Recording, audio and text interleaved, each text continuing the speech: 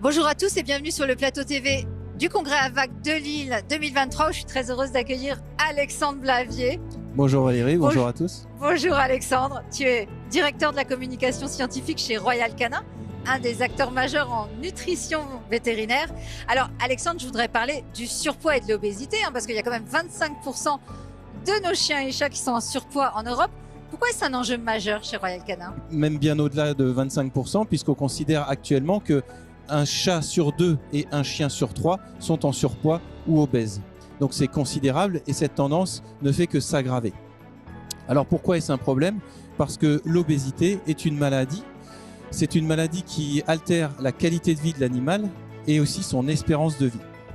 On le sait, l'obésité c'est une maladie inflammatoire chronique qui elle-même engendre d'autres maladies. Ne mentionnons par exemple que le diabète sucré chez le chat par exemple. Et donc Royal Canin, en tant qu'acteur de la santé par la nutrition, forcément, prend ce thème à cœur. Alors on imagine facilement que justement la nutrition, ça joue un rôle central dans la prise de poids d'un animal de compagnie.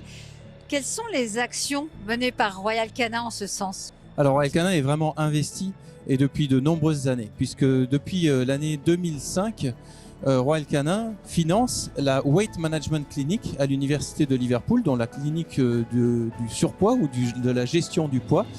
Et à bord de cette clinique se trouve le docteur Alex German, qui est diplômé du Collège européen de de médecine interne. Alex, depuis une vingtaine d'années donc, étudie l'impact du surpoids et de l'obésité sur la santé de l'animal. Et il étudie aussi avec Royal Canin comment mieux gérer les pertes de poids, les programmes de perte de poids du chien et du chat. En parallèle de ça, dans notre chenil-chatterie à Émargues, où nous hébergeons quasiment 400 animaux, nous menons aussi des travaux pour mieux comprendre comment maîtriser le surpoids chez l'animal. Et alors quels sont les résultats concrets de ces actions que vous menez chez Royal Canin? Eh bien, depuis tout ce temps, on a accumulé une quantité de données, une quantité de connaissances considérable. Et d'ailleurs, connaissance et respect, ce sont deux valeurs fondamentales de Royal Canin, la connaissance des besoins de l'animal et le respect de ses besoins. En donc une vingtaine d'années, rien que sur la thématique du surpoids, on accumule plus de 140 publications internationales, donc dans des soit congrès internationaux, soit dans des revues à comité de lecture, donc sur l'obésité. Aujourd'hui, ce que nous savons, c'est que il est vraiment important de prévenir la prise de poids, et c'est ce que nous faisons depuis maintenant 2012. Donc ça fait là aussi une dizaine d'années où nous avons réduit de 20% les apports énergétiques, donc les allocations sur les tableaux de rationnement, tout en conservant le même volume d'aliments. Donc un travail considérable a été fait sur le rationnement de l'animal. Et alors, j'imagine que chez Royal Canin, vous avez des résultats d'études ou des publications récentes pour aider les propriétaires d'animaux de compagnie à les guider dans la gestion du poids de leur animal obèse.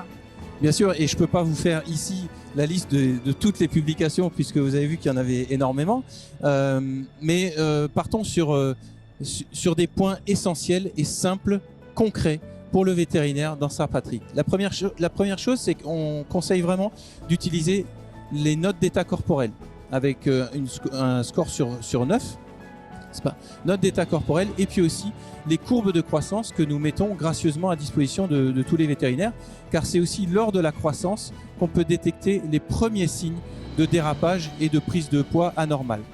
Ça, c'est le premier point.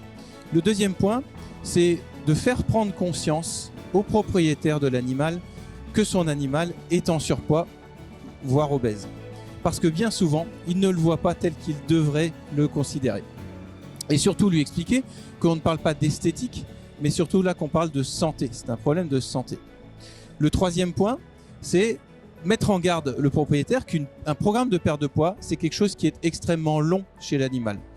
Et pourquoi c'est important de lui dire? C'est parce que le propriétaire n'a pas le même référentiel. Vous savez, à l'approche de l'été, chaque année, sur les magazines People ou féminins ou même masculins, on vous promet de perdre 3 kilos en 2 semaines. Si on essaye de faire perdre 2 kilos à un chat, les gens spontanément se disent bah, 2 kilos en 2 semaines. Non, chez le chat, 2 kilos, ça va prendre plus d'1 an si on veut mener le programme de perte de poids comme il faut, c'est-à-dire avec une perte de poids, un rythme de perte de poids d'environ 0,5% d'excès de poids par semaine.